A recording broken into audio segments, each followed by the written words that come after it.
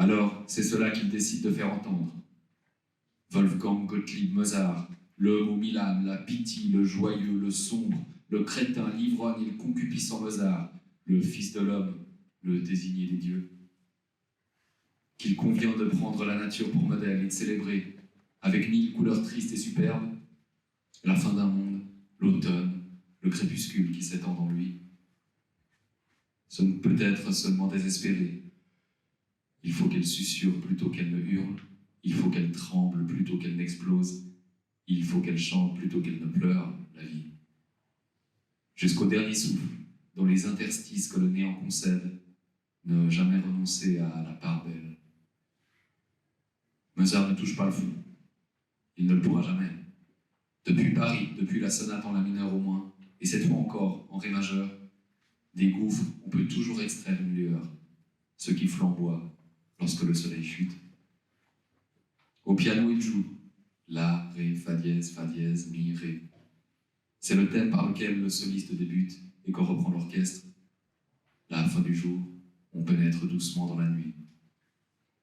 Puis le thème, si peu de notes au fond, se développe, s'étend. Les sons de la clarinette sont chauds, moelleux, frémissants parfois, et l'orchestre, comme un écho, porte, enveloppe, grandit. Après quelques ornements du soliste, le thème revient, La, Ré, Fa dièse. Il insiste, il se dilate, c'est comme le chant gonflé d'un oiseau. Puis doucement le soleil disparaît, les couleurs se dissipent, la lumière s'éteint. C'est un mouvement très bref, d'une apparente simplicité proche du dépouillement.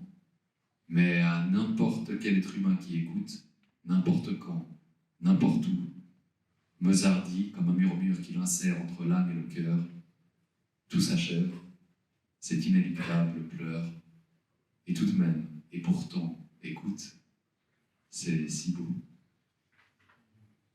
Tout cela prend à Mozart 1 heure, 2 peut-être, 60 minutes, 60 autres minutes, 98 mesures, et puis voilà, c'est terminé. Il ne lui en faut pas plus. L'adagio du concerto pour clarinette, qui survole de ses graciles ailes 4 siècles de musique, est composé. Mozart dépose sa plume, se frotte le visage, reste un moment muet, écoutant la pluie et le vent s'abattre sur les carreaux. L'idée de rejoindre des compagnons pour une bonne partie de billard et quelques chopines de bière le traverse, il égaye aussitôt. À voix haute, il dit « Assez !» Il empoigne son manteau et, sans attendre, quitte l'appartement.